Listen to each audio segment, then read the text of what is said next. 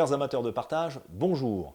Aujourd'hui, c'est le premier vrai épisode de la chaîne The Great Cooking, dans le sens où le premier, c'était une introduction où je vous expliquais ma démarche. Mais là, vous allez vraiment pouvoir découvrir tout le concept à travers un invité. Alors, on ne sait plus qui est l'invité, en fait, parce que je vais chez le cuisinier, il prépare un plat, je réinterprète son plat. Au milieu, on échange plein de choses, il me fait découvrir son univers, que j'essaye de retranscrire. L'idée, c'est vraiment ce que vous allez retrouver dans sa région, ce que vous allez retrouver dans sa façon de le préparer, c'est d'essayer de transcrire à travers une présentation. Pour susciter de l'intérêt et de l'interaction, il y a la possibilité de gagner un magnifique tablier The Great Cooking. Waouh! Un magnifique tablier The Great Cooking. Voilà, donc je vais aller chercher le tablier aussi, ça sera moins con. Hein. Mais avant ça, je vais quand même vous expliquer le principe. C'est parti pour le quiz.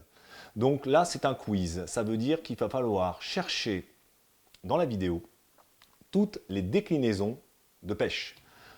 Je vous donne un exemple. La pêche peut être crue, la pêche peut être cuite. Elle peut être travaillée de différentes façons. Hubert l'a travaillée, je l'ai travaillée. Donc voilà, le but du jeu, c'est de relever tous les différents états de la pêche. Et le premier qui trouvera la bonne réponse pourra gagner le cadeau. Le cadeau, c'est un tablier The Great Cooking, noir, brodé avec les couleurs emblématiques de la chaîne. Normalement, vous le voyez bien, il est beau, il est en coton, il est tout neuf, il n'a pas encore servi. Donc voilà, le premier qui me trouve toutes les déclinaisons de pêche gagne ce magnifique tablier. Pour pouvoir m'écrire vos réponses, j'ai mis l'adresse mail juste en dessous de la vidéo, mais je vous l'ai dit oralement, c'est appetitproduction83@gmail.com. N'oubliez pas le E à appétit, sinon je ne recevrai pas le mail. Pour découvrir, vous allez vraiment...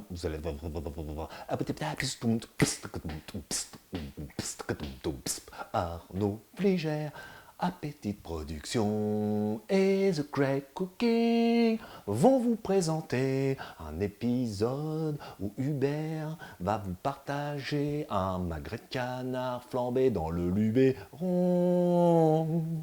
Alors c'est quoi l'histoire? Ça se passe dans le Luberon, c'est le printemps. Hubert, 84 ans, invite sa famille et leur prépare un magret de canard flambé, pêche et cerise. Alors, notre cuisinier Hubert, un vrai physique d'athlète sérieusement, à fond dans le vélo, le ski, le trekking, un amoureux de la nature, des gens, de la famille, qui partage à travers des poèmes et de magnifiques photos. Bah oui, c'est ça Hubert. Il a coupé sa maison en deux pour accueillir ses proches et s'assurer que chacun puisse préserver son intimité. T'es pas obligé d'attendre, t'es pas obligé d'attendre, non, non, non. En fait, vous êtes toujours le bienvenu chez Hubert. Sa carrière, quand même, tout aussi exceptionnelle, self-made man, devenu riche trader parisien, avec hôtel particulier, plusieurs Ferrari. Il a tout perdu dans les années 80 lors d'un mauvais coup de poker. Mais c'est pas ça le plus exceptionnel, c'est ce qui va suivre. Le plus extraordinaire, c'est qu'il s'est reconstruit une nouvelle vie, tout aussi riche et intense, grâce aux mêmes fondamentaux. La passion, le travail et la générosité. Ensuite, pour finir sa carrière, il fut patron d'un centre commercial place Clichy et d'une boutique de souvenirs pour les fans en face de Bercy. Alors maintenant, on va passer à la vidéo. Vous allez découvrir la région d'Hubert, sa cuisine, une réinterprétation de son plat à travers une de mes présentations originales. Et maintenant, place au chef cuisinier. Cet air qui m'obsède jour et nuit, pourtant n'est pas né d'aujourd'hui. Il vient d'aussi loin que je viens, traîné par 100 000 musiciens. Un jour cet air me rendra folle, 100 fois j'ai voulu dire pourquoi, mais il m'a coupé la parole. Il parle toujours avant moi, et sa voix couvre ma voix.